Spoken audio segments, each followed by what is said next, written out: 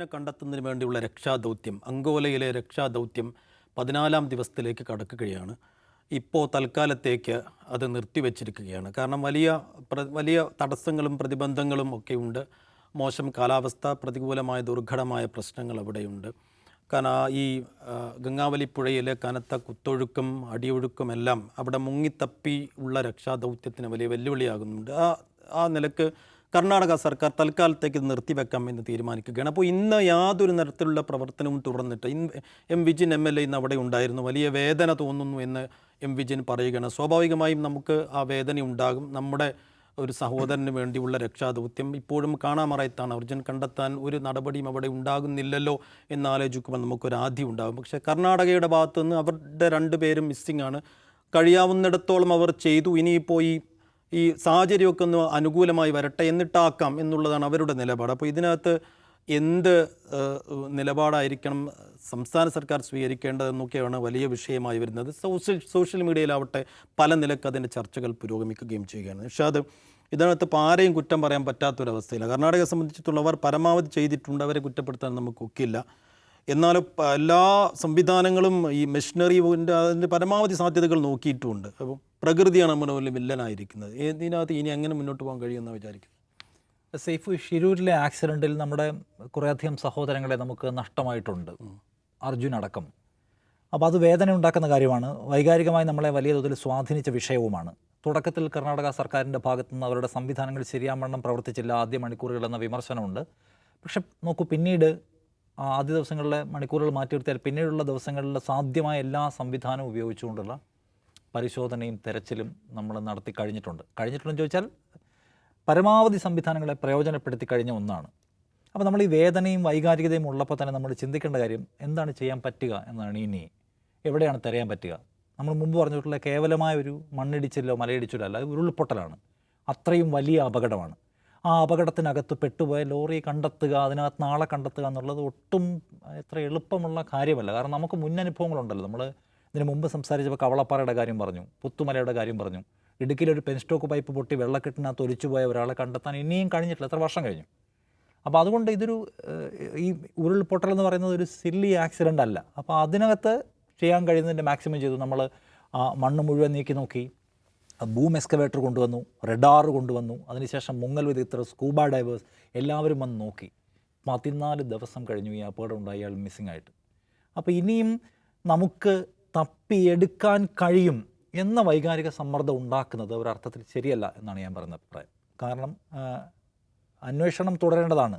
എന്താണ് ഇതിനകത്ത് സംഭവിച്ചത് എന്ന് ഫൈനലി ഒരു ക്ലൈമാക്സ് റിപ്പോർട്ട് ഒപ്പുവെക്കുന്നതിന് അന്വേഷണം ഇനിയും മുന്നോട്ട് പോകേണ്ടതുണ്ട്. കുറച്ചുകൂടി പരിശോധനയാവാം, തെരച്ചിലാവാം. പക്ഷേ നമ്മൾ ഇപ്പോഴും തപ്പിക്കൊണ്ടേ ഇരുന്നാൽ നമുക്കിത് കിട്ടാൻ എളുപ്പമാണ്. ഏതോ ഒരു പോയിന്റിൽ തപ്പാത്തതുകൊണ്ടാണ്, നമുക്ക് പരിശോധിക്കാത്തതുകൊണ്ടാണ് കിട്ടാത്തത് എന്നൊക്കെ വൈകാരികമാവുന്നതിൽ ചില പ്രശ്നങ്ങളുണ്ടെന്നാണ് ഞാൻ പറയുക. തുടക്കം മുതലത്തെ നമ്മുടെ ഈ ഇഷ്യൂസ് കാണുന്നുണ്ട്. അതായത് മൊബൈൽ റിങ് ചെയ്തു വിളിച്ചപ്പോൾ എന്ന് പറയാണ്, നമ്മൾ പറയാണ്, മാധ്യമങ്ങളിൽ അത് വാർത്ത വരുന്നു, മൊബൈൽ റിങ് ചെയ്തു. 20 അടി താഴ്ചയിൽ പോയ ഒരു സ്ഥലത്ത് മൊബൈൽ എങ്ങനെ റിങ് ചെയ്യും? GPS-ൻ്റെ സിഗ്നൽ എങ്ങനെ കിട്ടും? മണ്ണടിയിൽ 20 അടി താഴ്ചയിലുള്ള ഇപ്പോഴും നമുക്ക് എല്ലാ യന്ത്രങ്ങളും ഉപയോഗിച്ച് പരിശോധിച്ചിട്ടും കണ്ടെത്താൻ കഴിയാത്ത ഒരു ലോറി 2 തവണ സ്റ്റാർട്ടായി എന്ന് പറയാണ്. ഇതൊക്കെ നമ്മൾ എന്തടിസ്ഥാനത്തിൽ പറയുന്ന കാര്യമാണ്? മൊബൈലിൽ നിങ്ങൾക്ക് 20 അടി താഴ്ചയിൽ നിങ്ങൾക്ക് റേഞ്ച് കിട്ടുമോ, അല്ലെങ്കിൽ നിങ്ങൾക്ക് GPS കിട്ടുമോ? ഇതൊന്നും കിട്ടാൻ പോകുന്ന കാര്യമല്ല.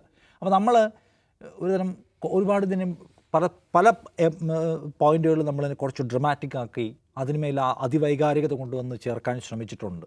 നമ്മളിനിയും കുറച്ചുകൂടി റിയലിസ്റ്റിക് ആയിട്ടാണ് ഇതിനെ സമീപിക്കേണ്ടത്.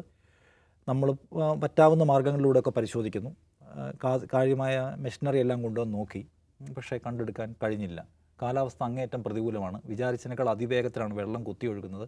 സ്കൂബ ഡൈവേഴ്സ് പോലും പലതവണ കൈവിട്ട് പോയപ്പോൾ നേവിയാണ് അവർ രക്ഷപ്പെടുത്തത്. അപ്പോൾ ആ ഒരു ഡീപ്പായിട്ട് ഡൈവ് ചെയ്യാൻ കഴിയാത്ത സാഹചര്യം അവിടെ ഉണ്ട്. പിന്നെ ഒരു മലയിടിഞ്ഞ് വീണു, ലോറി വീണു, അതിൻ്റെ മേലെ മണ്ണ് വീണു. ഇത് എവിടെയാണെന്ന് ലൊക്കേറ്റ് ചെയ്യാൻ പോലും പറ്റാത്തൊരു സാഹചര്യത്തിൽ നമ്മൾ സിസ്റ്റം മുഴുവൻ എന്തോ നിരുത്തരവാദിത്വപരമായി പെരുമാറുന്നതുകൊണ്ടാണ് അർജുനെ കിട്ടാത്തത് എന്നുള്ള പരാതി ഉന്നയിക്കാൻ അത് സുഖകരമായൊരു പരാതിയല്ല എന്നുള്ള അഭിപ്രായം എനിക്കുണ്ട്.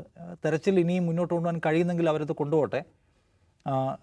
അവർ കുടുംബത്തിനൊരു ഒരു എന്താണ് അവസാനത്തെ സംഭവിച്ചത് എന്നൊരു വ്യക്തത കൊടുക്കാൻ, നിയമപരമായ എൻ്റെ മറ്റ് സംഗതികളൊക്കെ പൂർത്തിയാക്കാൻ കുറച്ചുകൂടി മുന്നോട്ട് കൊണ്ടുപോകാൻ കഴിയുമെങ്കിൽ സർക്കാർ ഇത് മുന്നോട്ട് കൊണ്ടുപോകുക തന്നെ ചെയ്യണം. അതിനപ്പുറത്തേക്കുള്ള വൈകാരികതയും രാഷ്ട്രീയവും ഇതിനകത്ത് കലർത്താതിരിക്കുന്നതാവും നല്ലത് എന്നാണ് എനിക്ക് തോന്നുന്നത്. യഥാവ് സാഹിബ് ഇന്നലെ ആ MLA സതീഷ് സൈൽ പറയുന്നുണ്ടായിരുന്നു, ഞങ്ങളുടെ ഒരു സഹോദരൻ മണ്ണിനടിയിലുണ്ട്, അവരുടെ മകൾ വന്നിട്ട് പറയാണ് അച്ഛൻ്റെ ഒരു ഷർട്ടിൻ്റെ ഒരു പീസെങ്കിലും ഞങ്ങൾക്ക് കണ്ടെത്തി തരും. അപ്പോൾ അവരുടെ നിസ്സഹായത കൂടിയാണ് അവർ പറയുന്നത്. അപ്പോൾ ഇതിനകത്ത് നിഷാ പറഞ്ഞ പോലെ ഈ വൈകാരികതയിൽ ഇനിയും തൂങ്ങാതെ കുറേ കൂടി റിയാലിറ്റിയിലേക്ക് നമ്മൾ കടക്കേണ്ടതുണ്ടെന്ന് തോന്നുന്നില്ല? തീർച്ചയായും ഇതിൽ ഏറ്റവും പ്രശ്നം ഇത് തന്നെയാണ്. നമ്മൾ നിശ്ചയമായും അർജുനെ കുറിച്ചാണ് സംസാരിക്കുന്നത്. അർജുൻ മാത്രമല്ല, കർണാടകയിലെ 2 സഹോദരന്മാർ അവിടെ ഉണ്ട്, കാണാമറയത്ത് നിൽക്കുന്നുണ്ട്. അപ്പോൾ ഇത് എന്തോ ഒരു അസാധാരണമായ ലോകത്ത് നടക്കാത്ത കാര്യമല്ല. ഇപ്പോൾ കവളപ്പാറയിൽ 10 പേരെ നമുക്ക് കണ്ടെത്താൻ പറ്റിയിട്ടില്ല, പുത്തുമലയിൽ 5 പേരെ കണ്ടെത്താൻ പറ്റിയിട്ടില്ല. അപ്പോൾ അവരെ കണ്ടെത്തും വരെ റെസ്ക്യൂ ഓപ്പറേഷൻ നടത്തും എന്നല്ലല്ലോ നമ്മൾ തീരുമാനിച്ചത്. അത് ഒരു ഗിവൺ പോയിന്റിൽ നമ്മളത് നിർത്തുകയാണ്. അത് പിന്നെ അതിന് സർക്കാരിന് രീതിയുണ്ട്, ഡിസാസ്റ്റർ മാനേജ്മെൻറ്റ്, അതിൻ്റെ പ്രോട്ടോക്കോൾസ് ഉണ്ടാകാം. അപ്പോൾ അങ്ങനെ ഒരു ഘട്ടത്തിലെത്തുമ്പോൾ ഈ പറഞ്ഞതുപോലെ നിഷാദ് പറഞ്ഞ പോലെ അതിവൈകാരികതകൾ ഉണ്ടാക്കുക. ഇവിടുന്ന് അവിടെ പോയിട്ടുള്ള MLAമാർ മാധ്യമങ്ങൾക്ക് വേണ്ടി സംസാരിക്കുകയാണ്. പല മാധ്യമങ്ങൾക്കും അവരുടെ റേറ്റിങ്ങുമായി ബന്ധപ്പെട്ട കാര്യങ്ങൾ ഇതിനകത്ത് നിശ്ചയമായിട്ടുണ്ടാവും. അപ്പോൾ മാധ്യമങ്ങൾ ഉണ്ടാക്കുന്നൊരു ഓളത്തിനനുസരിച്ച് ജനപ്രതിനിധികൾ സംസാരിക്കുന്ന വലിയ കാര്യമില്ല. അല്ലെങ്കിൽ കർണാടകക്കെതിരായുള്ളൊരു വികാരം ഉണ്ടാക്കുക, കേരള കർണാടക ഡിവൈഡ് ഉണ്ടാക്കുന്ന തരത്തിൽ ഉത്തരവാദപ്പെട്ട ആളുകൾ സംസാരിക്കുക, അതൊന്നും ശരിയായൊരു സമീപനമല്ല. പറഞ്ഞതുപോലെ തുടക്കത്തിൽ ഏത് ദുരന്തത്തിലും തുടക്കത്തിലുണ്ടാകുന്ന ഒരു സ്റ്റാർട്ടിങ് ട്രബിൾ, റെസ്ക്യൂ ഓപ്പറേഷനിൽ ചില അമാന്തങ്ങൾ ഉണ്ടായിട്ടുണ്ട്, ശരിയാണ്.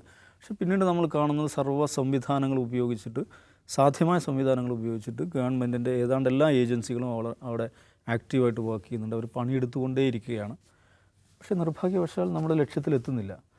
അപ്പോൾ അതിന് പരസ്പരം കുറ്റപ്പെടുത്തുക, അവരത് ചെയ്തില്ല, ഇത് ചെയ്തില്ല, ഞങ്ങൾ ആദ്യമേ ഇത് പറഞ്ഞതല്ലേ, ഈ നിലക്കുള്ള സംസാരങ്ങൾ വലിയ കാര്യമില്ലെന്നാണ് എനിക്ക് തോന്നുന്നത്.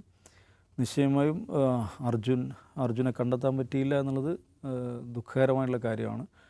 പക്ഷേ അത് ആദ്യത്തെ സംഭവമല്ല എന്ന് നമ്മൾ കാണണം. തീർച്ചയായും. ഇപ്പോൾ അർജുൻ്റെ വിഷയത്തിൽ ഇനിയും നമ്മൾ നിരന്തരം ആവർത്തിക്കുന്നത് തന്നെയാണ്, വൈകാരികത വിട്ട് പ്രായോഗികതയിൽ ഊന്നിയുള്ള ഒരു ചിന്തയിലേക്ക് നമ്മൾ കടക്കേണ്ടതുണ്ട് എന്നുള്ളത് തന്നെയാണ് മനസ്സിലാക്കുന്നത്.